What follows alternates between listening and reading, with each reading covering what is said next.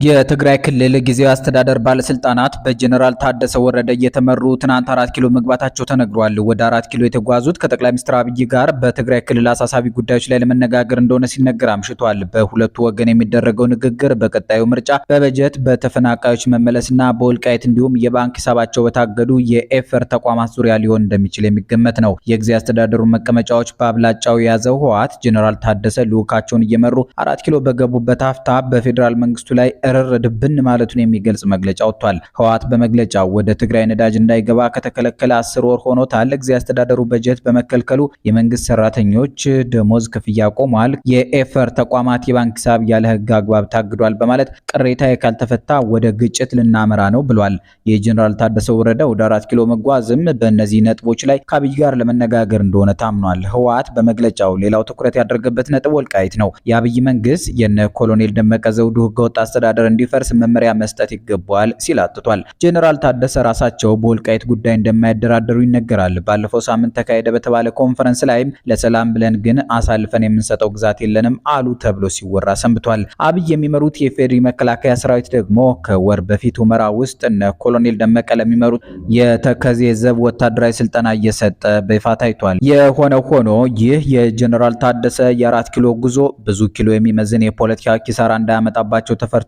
ምክንያቱም የህወሓት አመራሮች እነሱን ትቷቸው ከአብይ ጋር የሚጨዋወት ሰው ይደብራቸዋልና። ጌታቸው ረዳ ከሐሳይን ከመቀሌ ያባረሯቸው ከአብይ ጋር 4 ኪሎ እየሄድክ ትዶልትብናለህ ብለው እንደነበረ ይታወሳል። በእርግጥ የህወሓቱ ሊቀመንበር ደብረጽዮን ገብረ ሚካኤልም አብይን በአካል ለማግኘት ብዙ ተንከራተው ያውቃሉ። ግና አልሰመረላቸውም። እነሆ አንዷን አጋጣሚያቸው እናስታውሳችሁ። በዚያውም ደብረጽዮን ገብረ ሚካኤል ሊሸሹ ሲሉ የተያዙበትን አጋጣሚ እንመልከተው። በሰሜን ኢትዮጵያ በጥምቀት ሰሞን ኮበሌዎች ሲጨፍሩ እንዲህ ይላሉ። አምና ብለምንሽ ልጅ ነህ ብለሽኛል፣ ዘንድሮስ ተራዬን አርጅተሽብኛል። ጠቅላይ ሚኒስትር አብይ አህመድ በደብረጽዮን ገብረ ሚካኤል ላይ የተመሰረተ የሙዚቃ ግጥም እንዲያቀብሉት በአንዱ የሀገራችን አዝማሪ ቢጠየቁ ይህንኑ ስንኝ የሚያካትቱ ይመስላሉ።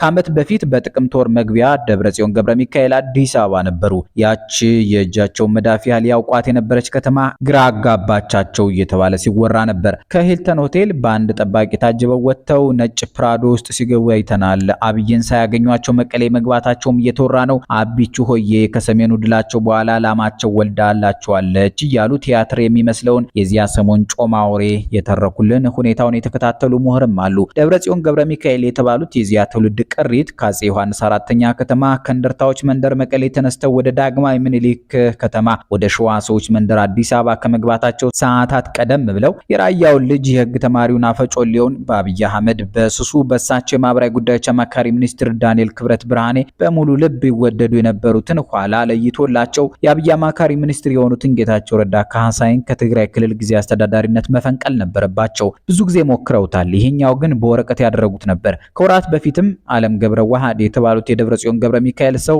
የጌታቸው ረዳን ቢሮ ሰርስረው ገብተው ዕቃ መስረቃቸው ሲወራ ቆይቷል። ደብረጽዮን ገብረ ሚካኤል ያን ሁሉ አስደርገውም አብይን ሳያገኙ በመቀሌ ተረጋግተው መቀመጥ አልቻሉም። ደግሞም ከፕሪቶሪያ የሰላም ስምምነት በኋላ የትግራይ ጣፋንታ በአብይና መንግስታቸው እጅ መግባቱን ራሳቸው ደጺም ተረድተውታል። የጠቅላይ ሚኒስትሩ የማህበራዊ ጉዳዮች አማካሪ ሚኒስትር ስለ ትግራይ ጊዜያዊ መንግስትና ስለ ራሳቸው መንግስት ግንኙነት በየትርክት ዳና በረከት መጽሐፍ ገጽ 248 ውስጥ በአሁኑ ሰዓት ትግራይ በፌዴራል መንግስት ሞግዚት አስተዳደር ስር ትገኛለች ሲሉ የገለጹት ይሄን ሀቅ ነው። ባለ ድል ነን ማለታቸው ነው። ሞግዚት የሚለው ቃል ህፃንን ልጅ ለማሳደግ የምትቀጠረን ተንከባካቢ ወይም ቀጭ ሴት ይወክላል።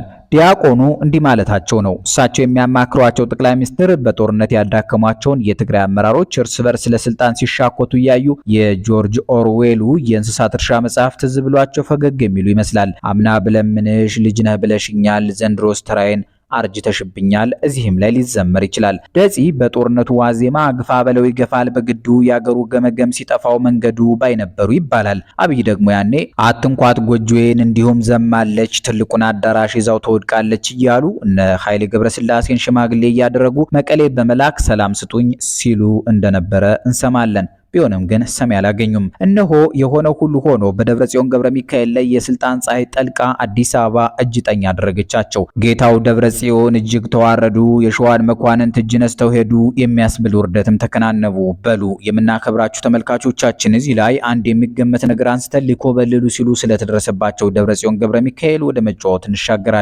ደብረጽዮን ገብረ ሚካኤል በአዲስ አበባ ባይተዋርነት እንዲሰማቸው ካደረጓቸው ነገሮች አንዱ ቤተመንግስቱ በአፍቃሪ ጌታቸው ረዳዎች ስለተሞላ ነው ይባላል። ሌሎች በአንደበታቸው ሲናገሩ ባንሰማም የጠቅላይ ሚኒስትር አብይ አህመድ የቢሮአቸው ቁልፍ በእጃቸው እንደሚሆን የሚገመትላቸው ዳንኤል ክብረት ብርሃኔ ግን ጌቾ የመንግስት ኮሚኒኬሽን ሚኒስትር ሳሉ ከመንግስት ጋር የመስራት እድል እንደሰጧቸው አንስተው ሲያመሰግኗቸው ነበር። እናም የደብረጽዮን ገብረ ሚካኤልን ጫማ ማስጨረሱ ላይ እጃቸው እንደሚኖርበት ይገመታል። መጀመሪያውኑ ለምን ወደ ቤተ መንግስት ተጠሩ ለሚለው ጥያቄ የሚሰጠው ምላሽ የመጀመሪያው በነጌታቸው ረዳና ደብረጽዮን ቡድን መካከል የተፈጠረውን ስንጥቃት ለማስፋትና ትግራይ ባንድ ላይ ቆማ የፌዴራል መንግስቱ ስጋት እንዳትሆን ለማድረግ ነው። ሁለተኛ የነ ደብረጽዮን ገብረ ሚካኤሉ ህወሓት ከሻቢያ ጋር እየፈጠርኩት ነው የሚለውን አዲስ ግንኙነት ለማደብዘዝ ደብረጽዮንን ወደ አዲስ አበባ መጥራት ይበጃል። በዚያው ዕለት አስመራ ላይ በተደረገው የግብጽ ሶማሊያና ኤርትራ አደገኛ ግንኙነት ላይ ደብረጽዮን ገብረ ሚካኤል እንዳይሳተፉ በ4 ኪሎ ጓሮ አውሎ ማስመሸትም ቀላል ፖለቲካዊ ጨዋታ አልነበረም። ከዚህ ቀጥለን ደብረጽዮን ገብረ ሚካኤልን ለመኮብለል ያነሳሳቸውን አንድ የቅርብ አጋጣሚ እናስታውስ። ደብረጽዮን ገብረ ሚካኤል ከሀገር እንዳይወጡ ተከለከሉ የሚለው ዜና መስከረም 22 ቀን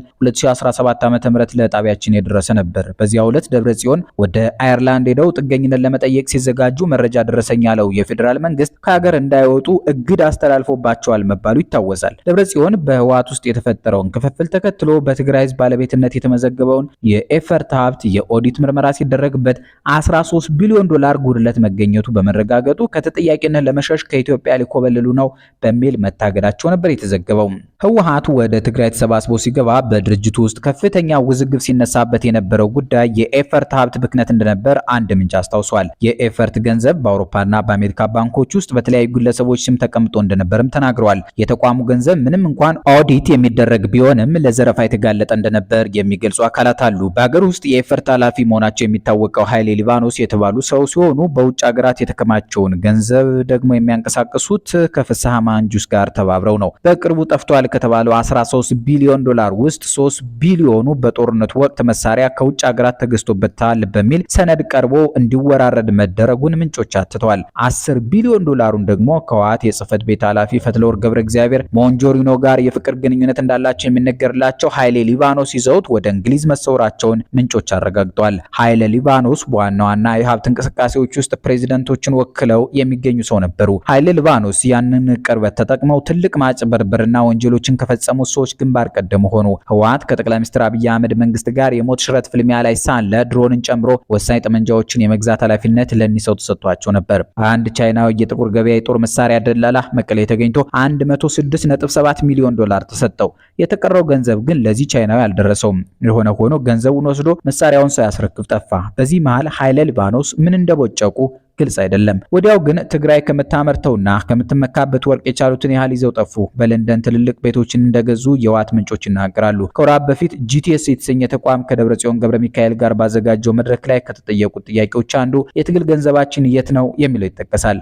ከዚሁ ላይ የህወሓት ሰዎች ጸረ ድሮን እና ሌሎች ጥይቶችን በጥቁር ገበያ ከቻይና ገዝተዋል በሚል ከመክሰስ ይልቅ ራሳቸው ባለም አቀፍ ህግ በጦር ወንጀል ይከሰሳሉ። እነ ደብረጽዮን ህጋዊ አካሄድን የሚፈሩበት ዋናው ምክንያት ይህ ነው። ሁለቱም እዚህ ያጡት ኪሳራ አለ። ነገር ግን ይህ እንደ ገንዘብ ማባከን ብቻ ሊቆጠር አይገባም የሚሉ ተጋሮች ብዙ ናቸው። ኃይለ ሊባኖስ ከዚህም ባሻገር በጦርነቱ ጊዜ በኮምቦልቻ የተገኘውን 24 ሚሊዮን ሊትር ናፍታ በኃላፊነት በመምራት ነዳጁን ለገበያ አቅርበው ነበር። መሆኒ ላይ የተሰበሰቡ ተሽከርካሪዎች ጉዳይ ሌላ አጀንዳ ነበር። ከዚያም በንዑስ ግምገማ በተሽከርካሪዎች ላይ ምርመራ እንዲደረግ ተጠይቀዋል። ይህ ከፍተኛ የመለዋወጫ ስርቆት ጉዳይ ነበር። ነገር ግን ምርመራ እየተደረገ ነው በተባለ ጊዜ ኃይሌ ሊባኖስ ኦዲት ከመደረጋቸው በፊት ሌላ የጊዜ ሰሌዳ ተሰጣቸው። በትግራይ ታሪክ ትልቁ ስህተትና ኪሳራ ሆኖም ተመዝግቧል። ደብረጽዮን ገብረ ሚካኤል ይህንን ዕዳ ተሸክመው ከመቀሌ አዲስ አበባ ብቻ መመላለስ የተፈቀደላቸው የቁም እስረኛ ናቸው። የኃይሌ ሊባኖስ ፍቅረኛ ፈትለወርቅ ገብረ እግዚአብሔር ደብረጽዮን ገብረ ሚካኤልን ማዘዝ ብቻ ሳይሆን የሚሏቸውን ያደርጋሉ ይባላል። ደብረጽዮንን በተመለከተ የጠየቅናቸው አንድ የትግራይ ፖለቲካ ተንታኝ ለስራ አስፈጻሚው የነሱ መኪና ነው ብል አላጋነንኩም ይላሉ። በሌላ አንጻር ደግሞ ወታደራዊ አመራሮችን ከማዘዝ ባለፈ ሲያስፈራራ ይቻለው የማዕከላዊ ኮሚቴ አባላትን መስደብ ብዙም አያስደንቅም። የተፋጠጡ የማዕከላዊ ኮሚቴ አባላት ቢኖሩም የተቀሩት ስልጣናቸውን ለማስጠበቅ እየተሰደቡ አንገታቸውን ደፍተዋል ሲሉ ነግረውናል። በመጨረሻም ደብረጽዮን ገብረ ሚካኤል ከዘመናቸው ተደናቂ የጦር መሪዎች ከነ ሀየሎ ማሪያ፣ ከፖለቲካ አርቃቂዎች ከነ ስዩም መስፍን፣ ከታላላቅ መሪዎች ከነ መለስ ዜናዊ በምን አንሰው እዚህ ቅርቃር ውስጥ ተገኙ ብለን እንጠይቅ። ለዚህ ጥያቄ ትንተናውን የሚሰጠን አንድ በቆላ ተንቤን የመለስ ዜናዊ አስረስን የታጋይነት ቢሮ አውቃለሁ የሚል ጉልማሳ በአቶ መለስና በደብረጽዮን መካከል ትግራይን ብቻ ማስተዳደርና ኢትዮጵያን መምራት የሚል የተራራቀ የሀሳብ ልዩነት መለስን አሸናፊ አድርጎ ደብረጽዮን ገብረ ሚካኤልን አደበዘዛቸው ብሎናል። ደጺ ያኔ የታላቋ ትግራይ ሰባኪ ነበሩ። በምዕራብ እስከ ተከዜ፣ በደቡብ እስከ ዋጃ ስላሴ የትግራይ መሬት የሚሉት ነፃ ከወጣ እንደሚበቃቸው ያመኑት ደብረጽዮን ኢትዮጵያን በመቆጣጠር የተሻለ ህልም ለመዘርጋት ላቀዱት አቶ መለስ እንቅፋት ሆኑ። ያኔም ከያፓ የህብረ ብሔራዊነትና የኢትዮጵያዊነት ራዕይ ሰንቀው ያደጉትን ኢህዴኖች መለስ ወደ ኢህአዴግ ጋበዟቸው። በረከት ስምዖንም ደብረጽዮን ገብረ ሚካኤልን ተክተው አድራጊ ፈጣሪ ሆኑ። እነሆ የት ይደርሳል የተባሉት የሬዲዮ መገናኛ ባለሙያው ደብረጽዮን ገብረ ሚካኤል ከጉልምስና አስከርጅና የተወዛገቡ ሰው ሆነው ቀሩ። የሆነው ሆኖ ግን ባድዋ፣ ሽሬና አክሱም ነባር ተጋሮች ዘንድ ዛሬም ድረስ ፍጹም ይወደዳሉ። መወደድ ያብዛላቸው ብለን የዛሬውን ጄኔራል ታደሰ ወረደ ወደ 4 ኪሎ መውረዳቸውን መነሻ አድርገን ያሰናዳነውን ዝግጅት በዚሁ እንቋጨዋለን። ሰላም።